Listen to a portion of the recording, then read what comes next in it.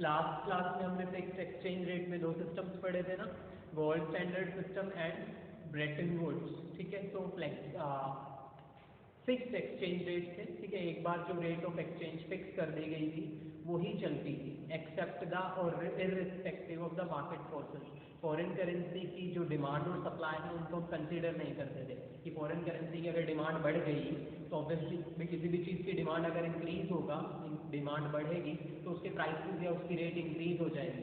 तो अगर किसी कंट्री में फॉरेन करेंसी की डिमांड बढ़ रही है, ठीक है, तो उसका रेट एक्सचेंज रेट बढ़ जाना चाहिए, लेकिन फिक्स्ड एक्सचेंज रेट में ऐसा कोई स्टॉप नहीं था, ठीक है। बेशक से फॉरेन एक्सचेंज या फॉरेन करेंसी की डिमांड बढ़े या सप्लाई बढ़े, ठीक है, एक्सचेंज रेट से कोई फर्क नहीं पड़ता था, ठीक है, वो था फिक्स। फ्लेक्सिबल उसका उल्टा है। फ्लेक्सिबल एक्सचेंज रेट कहता है the exchange rate which is determined by the market forces, ठीक है।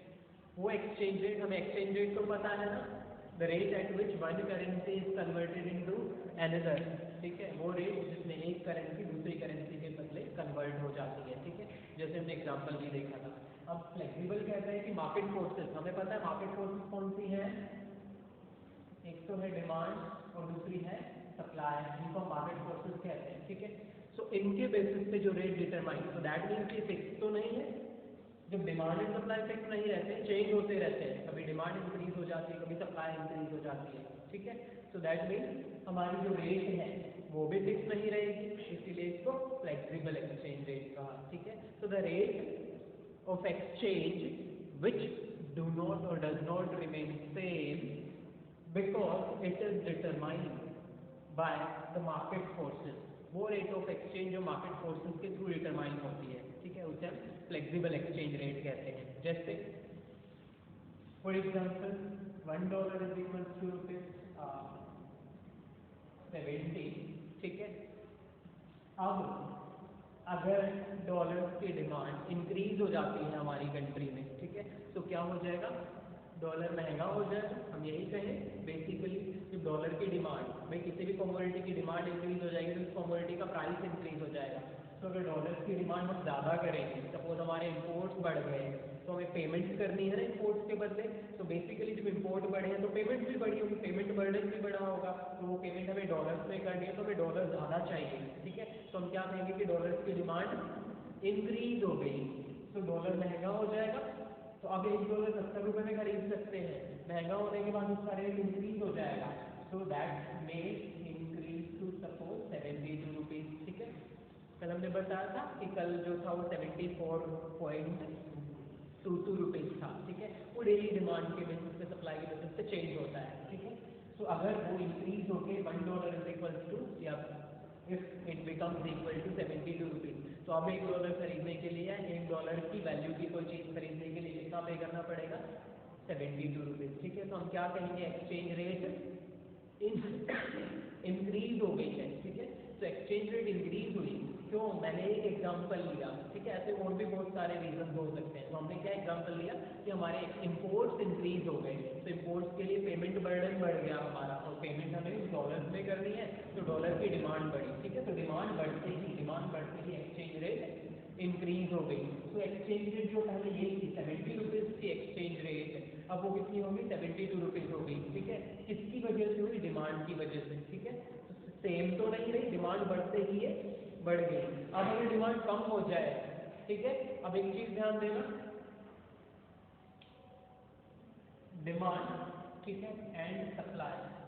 डिमांड बढ़ेगी तो सप्लाई की शॉर्टेज होगी, भाई डिमांड बढ़ गई, सप्लाई उतना जल्दी नहीं बढ़ाई जा सकती है, ठीक है, क्योंकि उसके लिए हमें कुछ प्रोसेस फॉलो करनी पड़ेगी, उधार लेंगे, ठीक है, या फिर FDI, ठीक है, जो ज़्यादा रिसीव करेंगे। सोर्सेज क्या है, कल ही तो पढ़े थे, कहाँ कहाँ से आता है, जो फॉरेन करेंसी है, रेमिटेंसेस के बदले आता है, फॉरेन इन्वेस्टमेंट के बदले आता है, एक्सपोर्ट्स के बदले आता है, ठीक है। तो ये इतना जल्दी नहीं बढ़ाए जा सकते हैं, ठीक है। तो डिमांड बढ़ गई तो सप्लाई कम हो गई, और अगर डिमांड कम हो जाती है तो क्या मानेंगे, सप्लाई बढ़, कोई चीज़ खरीदी नहीं जा रही है तो मार्केट में अवेलेबिलिटी बढ़ जाएगी ना उसकी, वो मार्केट में अवेलेबल रहेगी क्योंकि खरीदी नहीं जा रही है या उसकी डिमांड नहीं हो रही है। तो डिमांड कम होगी तो सप्लाई बढ़ जाएगी, ठीक है। तो इनके इफेक्ट सेम रहेंगे, डिमांड बढ़ने का और सप्लाई घटने का इफेक्ट सेम रहेगा, डिमांड बढ़ी तो एक्सचेंज रेट इंक्रीज हो गई। हमें डिमांड ना कहे कि सप्लाई घट गई, सप्लाई घट गई तो भी एक्सचेंज रेट क्या होगी, इंक्रीज होगी। इनके इफेक्ट सेम रहेंगे। डिमांड इंक्रीज हुई है तो एक्सचेंज रेट इंक्रीज होगी, सप्लाई डिक्रीज हुई है तो भी एक्सचेंज रेट इंक्रीज हो जाएगी। ठीक है, दूसरी तरफ अगर डिमांड डिक्रीज होती है, लोग खरीद नहीं रहे हैं, तो चीजें सस्ती हो जाएंगी। स्टॉक क्लियर करने के लिए मार्केटर्स क्या करते हैं, डिस्काउंट ऑफर्स चला देते हैं। ठीक है, तो मतलब प्राइस कम हो जाते हैं, बेसिकली वो डिस्काउंट प्राइस को कम कर देते हैं, रिड्यूस कर देते हैं। तो डिमांड कम होगी तो क्या हो जाएगा, एक्सचेंज रेट भी कम। और दूसरी तरफ अगर सप्लाई बढ़ जाए, अवेलेबिलिटी बढ़ जाए, मार्केट में बहुत सारा अवेलेबल है, सस्ते में बिकेगा, ठीक है, तो सप्लाई बढ़ जाएगी फॉरेन करेंसी की, तो भी उसकी वैल्यू या उसका रेट या एक्सचेंज रेट कम हो जाएगा। ठीक है, तो ये दोनों सेम चलती है, डिमांड और सप्लाई के इफेक्ट सेम होते हैं। कब, जब डिमांड बढ़ जाए और सप्लाई घट जाए, उल्टे करेंगे, डिमांड बढ़ जाए सप्लाई घट जाए तो एक्सचेंज रेट क्या हो जाएगी, इंक्रीज। जब डिमांड घट जाए और सप्लाई घट, डिमांड के हिसाब से देखेंगे, डिमांड घट गई तो एक्सचेंज रेट क्या हो जाएगी, जो डिमांड बढ़ी तो एक्सचेंज रेट बढ़ी, डिमांड बढ़ी तो एक्सचेंज रेट घट जाएगी, डिक्रीज हो जाएगी। ठीक है, तो एक्सचेंज रेट डिक्रीज हो जाएगी, और सप्लाई बढ़ेगी तो भी एक्सचेंज रेट डिक्रीज हो जाएगी। ठीक है, क्लियर। तो ये फ्लेक्सिबल था जो डिमांड एंड सप्लाई के अकॉर्डिंग मूव करेगा या एक्ट करेगा। ठीक है, इसे हम फ्लेक्सिबल रेट ऑफ एक्सचेंज कहते हैं। ठीक है, तो आज हमारे पास जो रेट ऑफ एक्सचेंज है वो फ्लेक्सिबल एक्सचेंज रेट है। ठीक है, सारी करेंसी अपनी डिमांड एंड सप्लाई के अकॉर्डिंग एक्सचेंज रेट डिटरमाइन करती है ऑटोमेटिकली। मार्केट फोर्सेस है तो ऑटोमेटिकली एडजस्ट हो जाती है। ओके, बट समटाइम्स गवर्नमेंट भी इंटरवीन करती है, वो आगे बढ़ेंगे आपकी गवर्नमेंट इंटरवेंशन भी है या गवर्नमेंट की इंटरफेरेंसेस भी होती है। ठीक है, next one is determination of exchange rate in free market. This year it is not in your syllabus. ठीक है, इस साल के लिए इसको डिलीट कर दिया गया है। क्लियर, कि एक्सचेंज रेट का डिटर्मिनेशन फ्री मार्केट में कैसे होता है। बेसिकली फ्री मार्केट क्या है, परफेक्ट कॉम्पिटिशन पढ़े हैं ना हम पहले। परफेक्ट कॉम्पिटिशन, गवर्नमेंट का कोई रोल नहीं होता, गवर्नमेंट कोई इंटरफेरेंस नहीं करती, इंटरवेंशन नहीं होता है गवर्नमेंट का, वही मार्केट फ्री मार्केट होती है। ठीक है, that means demand and supply interact करती है। क्लियर, ओके, इसे हम फ्री मार्केट कहेंगे। तो फ्री मार्केट है तो डिटर्मिनेशन कौन करेगा, डिमांड एंड सप्लाई। तो डिमांड बेसिकली सिंपली अगर हम कहें, अगर डिमांड बढ़ जाए तो वही कॉन्सेप्ट रहेंगे जो यहाँ पे रहे, बस उसको ग्राफिकली हम दिखाएंगे।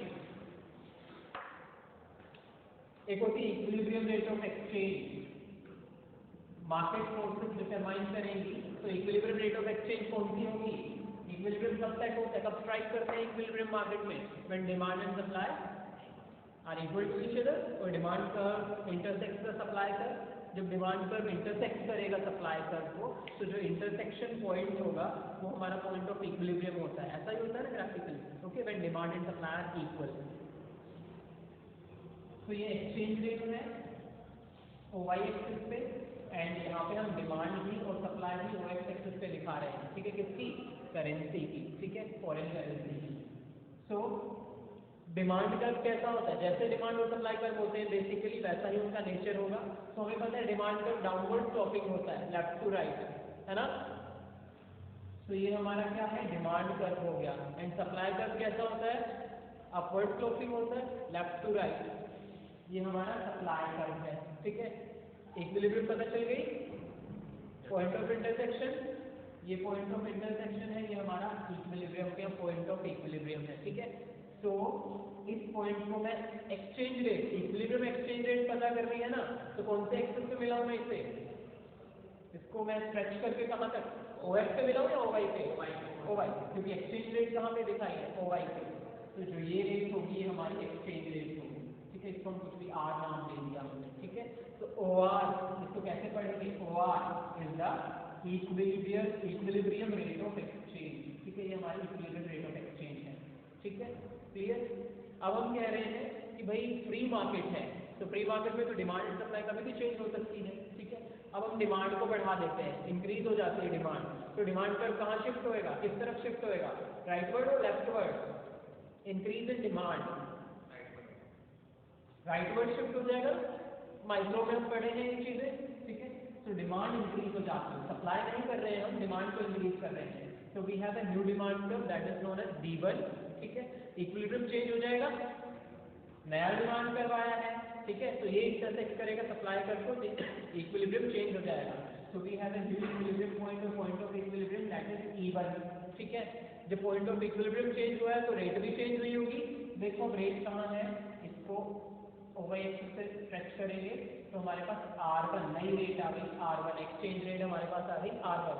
ठीक है, इसको हम कहेंगे OR1 is the new equilibrium rate of exchange OR1। ठीक है, अब बताओ पहले थी एक्सचेंज रेट OR, अब है OR1, घटी है या बढ़ी है? एक्सचेंज रेट डिक्रीज हुई है, इंक्रीज हुई है? इंक्रीज हुई है, इतना इंक्रीमेंट हुआ है। ठीक है, R2 R1 का। ओके, किसकी वजह से हुआ? कॉज क्या है?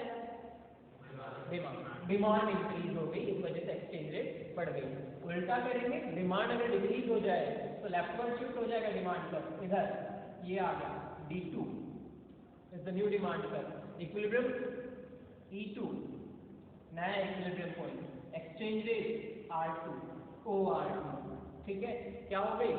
रिड्यूस हो गई, किसकी वजह से? डिमांड की वजह से। ठीक है, ये था डिमांड में चेंज आने की वजह से इक्विलिब्रियम रेट में या एक्सचेंज रेट में जो चेंज आए। इसी तरीके से हम सप्लाई को चेंज कर दें अगर, ठीक है, डिमांड को कांस्टेंट रखें और सप्लाई का हम चेंज कर देते हैं तो भी एक्सचेंज रेट चेंज हो जाएगी। अभी भी तो बताया, उल्टा चलता है, डिमांड इंक्रीज होने पे एक्सचेंज रेट इंक्रीज होती है और सप्लाई डिक्रीज होने पे एक्सचेंज रेट इंक्रीज होती है। ठीक है, देखें OX axis and OY axis. OX axis पे डिमांड एंड सप्लाई हम दिखा रहे हैं, OY एक्सिस पे हम एक्सचेंज रेट दिखा रहे हैं। ठीक है, सेम कर डिमांड एंड सप्लाई। अब हम सप्लाई को चेंज करते हैं। ठीक है, सप्लाई इंक्रीज होगी, किधर शिफ्ट होगी? राइटवर्ड और leftward? Rightward. Rightward that means यहाँ पे अपने राइट साइड। तो अगर सप्लाई देखो, नया सप्लाई करवा गया S1। ठीक है, तो तुम कह रहे हो कि कैसे? इसी पॉइंट को ले लो, इक्विलिब्रियम सप्लाई है, कहाँ पे मिला? इतनी यूनिट से, 5 यूनिट से सपोज। अब इक्विलिब्रियम सप्लाई क्या हो गया? ये 7 यूनिट से। तो सप्लाई क्या मानी जाएगी? इंक्रीज्ड ना। तो जब सप्लाई इंक्रीज होगी तो सप्लाई का किधर शिफ्ट होगा? राइटवर्ड। जब भी इंक्रीज होते हैं डिमांड और सप्लाई, दोनों ही कर्व राइटवर्ड शिफ्ट होते हैं। और अगर लेफ्टवर्ड शिफ्ट होते हैं तो हम मानेंगे कि डिक्रीज हुए हैं। डिमांड भी अगर लेफ्टवर्ड शिफ्ट हुआ है तो भी डिक्रीज माना जाएगा, एंड अगर सप्लाई भी अपने लेफ्टवर्ड शिफ्ट हुआ है, ठीक है, तो वो भी डिक्रीज माना जाएगा। ठीक है, तो हमने अभी क्या किया? सप्लाई को इंक्रीज कर दिया है। ठीक है, तो पहले एक्सचेंज रेट क्या थी? ये थी OR। अब सप्लाई इंक्रीज हो गई है, सप्लाई इंक्रीज, अवेलेबिलिटी बढ़ गई मार्केट में करेंसी की। ठीक है, फॉरेन करेंसी की मार्केट में अवेलेबिलिटी बढ़ गई। तो कोई चीज बहुत ज्यादा अवेलेबल होती है तो उसकी वैल्यू कम हो जाती है। तो सप्लाई बढ़ गई फॉरेन करेंसी की, तो एक्सचेंज रेट भी क्या हो गई? कम हो गई होगी। ठीक है, तो न्यू एक्सचेंज रेट, पुरानी थी OR, अब आ गई है OR1 आ गई है न्यू इक्विलिब्रियम। ठीक है, किसकी वजह से हुआ? कम हो गई ना, पहले OR थी, ये थी, अब कितनी हो गई? OR1 कम हो गई, इतना R2 R1 रिड्यूस हो गई है। ओके, किसकी वजह से हुई? Supply, increase in supply. Market में फॉरेन करेंसी बहुत ज्यादा अवेलेबल है। ठीक है, तो दैट मीन उसकी वैल्यू अब का रेट कम हो जाएगा। उल्टा करके सप्लाई घटा दो, सप्लाई डिक्रीज होगी तो कर्व लेफ्टवर्ड शिफ्ट हो जाएगा। ये आ जाएगी सप्लाई कर्व S2, इक्विलिब्रियम नया आ गया हमारे पास ये। ठीक है, ये E था, ये E1 है और ये E2 है। न्यू एक्सचेंज रेट क्या होगी? यहाँ पे मिला दो R2, इंक्रीज हो गई एक्सचेंज रेट, पहले OR की, अब कितनी हो गई? OR2 किसकी वजह से? क्योंकि सप्लाई फॉरेन करेंसी की मार्केट में शॉर्टेज हो गई है। सप्लाई कम हो जाने का मतलब है फॉरेन करेंसी की मार्केट में शॉर्टेज हो गई है। ठीक है, तो कम अवेलेबल है कोई चीज तो उसके प्राइसेस या उसकी वैल्यू तो इंक्रीज होगी। ओके, तो यहाँ पे हमारा एक्सचेंज रेट इंक्रीज होगी। तो इस तरीके से फ्री मार्केट में डिटरमाइन करते हैं हम equilibrium exchange rate. Okay, clear? तो आगे हमें ये कर्व दे रखे हैं। ठीक है, change in demand and supply, यहाँ पे हमने दोनों देख लिए। क्लियर? तो नेक्स्ट आपका जो नेक्स्ट टॉपिक है वो कंपोनेंट्स है। ये दोनों चीजें कवर हो गई हैं। अब देखो, जब exchange rate, when exchange rate increases, when exchange rate increases due to demand and supply. हमें पता है इंक्रीज कब होगी? जब डिमांड इंक्रीज होगी और सप्लाई डिक्रीज होगी, तो एक्सचेंज रेट इंक्रीज हो जाएगी। ठीक है, एक्सचेंज रेट इंक्रीज हो जाएगी। क्लियर? तो ये हमारी डोमेस्टिक करेंसी का डेप्रीसिएशन माना जाएगा। कैसे? $1 इज इक्वल टू ₹70, इंक्रीज हो गई exchange rate, so that is $1 is equal to ₹72. This is the increased exchange rate. ये exchange rate increase हो गई। तो पहले $1 ₹70 में मिल रहा था, अब $1 ₹72 में मिल रहा है, ठीक है। तो आपको ज्यादा पे करना पड़ेगा, एक्सचेंज करने के लिए ज्यादा पे करना पड़ेगा, है ना। ऐसा ही हुआ, तो एक्सचेंज रेट इंक्रीज हो गई। क्लियर? समझ आया?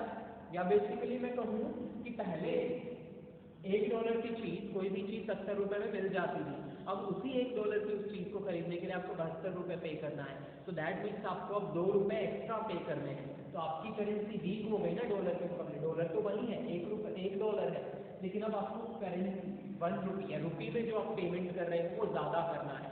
तो दैट मीन्स आपकी करेंसी डॉलर के मुकाबले वीक हो गई। पहले वो ₹70 के बराबर थी, अब कितनों के बराबर हो गई? ₹72। स्ट्रॉन्ग ये हो गई और वीक ये हो गई। ऐसा ही बोलेंगे ना, पहले वो 70 के बराबर था, 72 के बराबर। कौन स्ट्रॉन्ग हो गया? डॉलर, और दूसरे वाला वीक, ठीक है। तो इसे हम कहेंगे depreciation of the domestic currency. आपकी करेंसी की वैल्यू डाउन हो गई है, ठीक है। So that is depreciation. Okay, तो डेप्रीसिएशन का मतलब क्या हुआ? हमें पता है डेप्रीसिएशन वैल्यू रिड्यूस हो जाना होता है, अकाउंट्स में हम पढ़े हैं, ठीक है। सो when the value, what is depreciation? When the value of the domestic currency reduces in consideration or in comparison to the foreign currency. Okay, जब डोमेस्टिक करेंसी की वैल्यू फॉरेन करेंसी के मुकाबले रिड्यूस हो जाती है तो उसे हम कहते हैं depreciation of the currency. Domestic currency depreciate हो गई है। क्यों हुई है? क्योंकि डिमांड बढ़ गई, या तो किसकी? फॉरेन करेंसी की, या फिर फॉरेन करेंसी की सप्लाई घट गई है, ठीक है। तो डेप्रीसिएशन होता है किसका? डोमेस्टिक करेंसी का। ओके, तो what is the depreciation of currency? दो चीजें आती है डेप्रीसिएशन ऑफ करेंसी का मीनिंग, और होती कब है? फॉरेन करेंसी की डिमांड बढ़ जाने पे और फॉरेन करेंसी की सप्लाई घट जाने पे। या तो फॉरेन करेंसी की डिमांड बढ़ी होगी या फॉरेन करेंसी की सप्लाई घटी होगी। तो हमारी जो डोमेस्टिक करेंसी वो डेप्रीशिएट हो गई, ठीक है। तो मीनिंग क्या है depreciation of currency? Next term है एप्रिसिएशन, इसका ऑपोजिट है एप्रिसिएशन ऑफ द करेंसी, ठीक है। डेप्रीसिएशन के अगेंस्ट आता है appreciation of the currency. When the value of the domestic currency increases in contrast to foreign currency, जैसे $1.70 का था रुपये, अब ये हो जाए $1 = ₹65, ठीक है। अब $1 की चीज खरीदने के लिए सिर्फ ₹65 पे कर रहे हैं, ₹5 बच गए ना, ठीक है। तो और ज्यादा खरीद पाओगे, you will be able to buy more उन 70 में स्टैंड अप। ओके, तो यहाँ पे हमने क्या देखा कि करेंसी की वैल्यू इंक्रीज हो गई है। नेक्स्ट हम डिस्कस करते हैं कि जब करेंसी एप्रिसिएशन एंड डेप्रिसिएशन होता है तो उसके इफेक्ट्स क्या पड़ते हैं। अब बहुत सिंपल से लॉजिक है, हम पहले डेप्रिसिएशन लेके चलते हैं, ठीक है। डोमेस्टिक करेंसी डेप्रिशिएट हो गई, डेप्रिसिएशन की बात है तो डोमेस्टिक करेंसी डेप्रिशिएट हो रही होगी, एप्रिसिएशन की बात है तो डोमेस्टिक करेंसी एप्रिशिएट हो रही होगी, फॉरेन करेंसी नहीं, ठीक है। तो अगर डेप्रिसिएशन हुआ, करेंसी डेप्रिसिएशन हुआ है, डोमेस्टिक करेंसी की वैल्यू घट गई, ठीक है, as compare to foreign currency. For example मैं यहाँ पे लिख दूँ $1 = 70 रुपीज, डेप्रिशिएट होकर वो क्या हो जाएगी? एक्सचेंज रेट बढ़ जाएगी, है ना। तो सपोज 72 हमने लिया, तो दैट इज डेप्रिसिएशन। अब देखो बेसिकली अगर ऐसा होता है तो क्या होगा? फॉरेनर्स को फायदा होगा किस चीज का? कि पहले $1 से वो ₹70 की चीज खरीद पाते थे, अब $1 में ₹72 की चीज खरीद पाएंगे। तो उनकी परचेजिंग पावर बढ़ जाएगी ना फॉरेनर्स की, ठीक है। तो इसकी वजह से हमारे एक्सपोर्ट्स बढ़ जाएंगे, ओके। हमारे प्रोडक्ट की फॉरेन मार्केट में डिमांड इंक्रीज हो जाएगी, है ना, क्योंकि हमारा प्रोडक्ट इतनी वैल्यू का खरीद पाते थे $1 में, अब एक ही यूनिट में उसी करेंसी की एक ही यूनिट में हम ₹72 की चीज खरीद पाते हैं, ओके। अगर हम सिंपली देखें तो पहले सबको 70 यूनिट खरीद पाते थे, अब उसी यूनिट में या उसी करेंसी में 72 यूनिट खरीद पाएंगे, तो 2 यूनिट एक्स्ट्रा मिल गई ना। अगर वैसे फॉर एग्जांपल यूनिट में कन्वर्ट कर दूँ तो मैं समझने के लिए, ठीक है, तो 72 2 यूनिट एक्स्ट्रा खरीद पाएंगे उतने ही वैल्यू में, ओके। सो डिमांड ज़्यादा करेंगे, दैट मीन्स उनके लिए हमारी चीज़ सस्ती पड़ रही है, ठीक है। तो क्या हो जाएगा, इम्पैक्ट एक्सपोर्ट इंक्रीज हो जाएंगे, इम्पैक्ट है डेप्रिसिएशन के, okay. How the depreciation of the currency impacts the economy, ठीक है। सो एक्सपोर्ट्स विल इंक्रीज और will rise, okay, exports increase हो जाएंगे। इसके अलावा यहाँ तो हमने क्या किया, हमने ट्रेडर से अपनी गुड्स फॉरेन मार्केट में भेजी, ओके।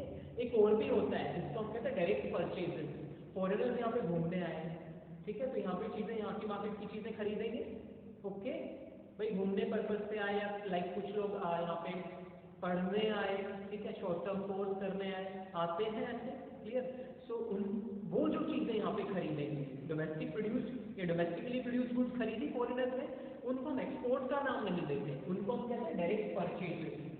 उन्होंने डायरेक्टली आके खरीदा ना, एक्सपोर्ट में तो क्या होता है, हम भेजते हैं उनकी मार्केट में, ठीक है, वो आके हमारी मार्केट में हमारा प्रोडक्ट नहीं खरीदने आते, ओके। तो इनको हम नाम देंगे डायरेक्ट परचेजेस। अब बताओ डायरेक्ट परचेजेस घटेगी या बढ़ेगी, अगर डेप्रिसिएशन हुआ है तो बढ़ेंगी, फॉरेनर्स के लिए हमारी चीज़ें सस्ती हो गई है ना, तो डायरेक्ट परचेजेस भी, जब एक्सपोर्ट बढ़ा है तो डायरेक्ट परचेजेस भी इंक्रीज होगी, वो यहाँ की चीज़ें ज़्यादा खरीदेंगे, वो चीज़ें खरीदने नहीं आ रहे हैं बेसिकली।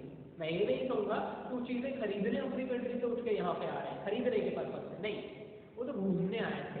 अब ज़्यादा चीज़ें पहले के मुकाबले ज़्यादा चीज़ें खरीदेंगे ना, क्योंकि सस्ती मिल रही है उनको, पहले भी खरीदते थे, घूमने आ रहे थे, लेकिन अब ज़्यादा खरीदेंगे क्योंकि अब उनको ज़्यादा चीज़ें मिल पाएंगी, तो कहीं ना, हाँ अब यहाँ पे तो सस्ती चीज़ें मिल रही है, ठीक है, महंगाई कम हो गई है यहाँ। पिछले साल आए तो इतने मिले थे, इस साल आए तो इतने यूनिट खरीद पाएंगे, 72 यूनिट, 2 यूनिट एक्स्ट्रा खरीद पा रहे हैं, 5 यूनिट एक्स्ट्रा खरीद पा रहे हैं, तो ज़्यादा खरीद के ले जाएंगे कोई चीज़, ठीक है। तो direct purchases will also increase, direct purchases भी इंक्रीज हो जाएंगी डेप्रिसिएशन की वजह से, ठीक है। नेक्स्ट, इन्वेस्टमेंट के ऊपर भी इम्पैक्ट पड़ेगा, फॉरेन इन्वेस्टमेंट, जो दो तरह से एफडीआई एंड एफआईआई। यहाँ पे रिसोर्सेज परचेज करना उनके लिए क्या हो जाएगा, सस्ता। इधर देखो, इसके हिसाब से बताओ, $1 में पहले इतनी यूनिट खरीद पाते थे, इतने की चीजें, 70 रुपए की चीजें, अब $1 में 72 रुपए की चीजें। तो अगर इन्वेस्ट करेंगे तो भी रिसोर्सेज ज्यादा मिलेंगे ना, क्योंकि सस्ती हो गई है चीजें डोमेस्टिक मार्केट में, ओके। तो इन्वेस्टमेंट भी ज्यादा करेंगे, वो रिसोर्सेज खरीदने के लिए जो पैसा लगा वो इन्वेस्टमेंट है, ओके, खर्चा नहीं, वो इन्वेस्टमेंट है। तो एफडीआई है चाहे investment, sorry FII institutional investment है, ये तो क्या है, डायरेक्ट इन्वेस्टमेंट है, दैट मीन्स यहाँ पे आके लैंड परचेज कर ली, बिल्डिंग बनाई, मशीनें परचेज करी, खुद का प्लांट सेटअप कर लिया, that is FDI, ownership transfer हो जाती है, खुद का बिजनेस सेटअप कर लिया किसी एमएनसी में आके, वो उसकी एफडीआई होगी। ये क्या होता है, यहीं पे किसी एस्टैब्लिश्ड कंपनी के शेयर्स खरीद लिए, शेयर्स में इन्वेस्ट कर दिया, म्यूचुअल फंड में इन्वेस्ट कर दिया, ओनरशिप नहीं आई, सिर्फ शेयर्स में पैसा लगाया मार्केट का फायदा उठाने के लिए, प्रॉफिट अर्न करने के लिए, वो एफआईआई, ठीक है।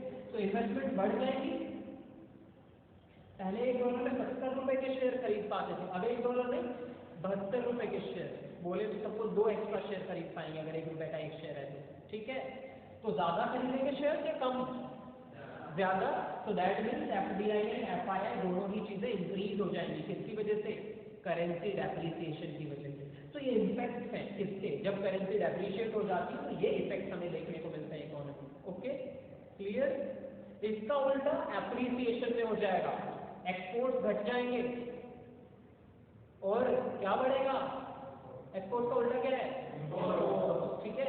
यहाँ पे क्या होंगे, एक्सपोर्ट और इंपोर्ट हमारे घट जाएंगे, डिक्रीज। भाई एक्सपोर्ट बढ़े हैं तो इंपोर्ट घट जाएंगे, क्योंकि इंपोर्ट के बदले हमें ज्यादा, पहले $1 की चीज खरीदने के लिए 70 पे करना पड़ता था, अब उसी $1 की वैल्यू, सॉरी कमोडिटी खरीदने के लिए 72 रुपए पे कर, पेमेंट ज्यादा करनी पड़ रही है, तो महंगी हो गई ना, इंपोर्टेड गुड्स हमारे लिए महंगी हो गई, तो हम इंपोर्ट कम करेंगे।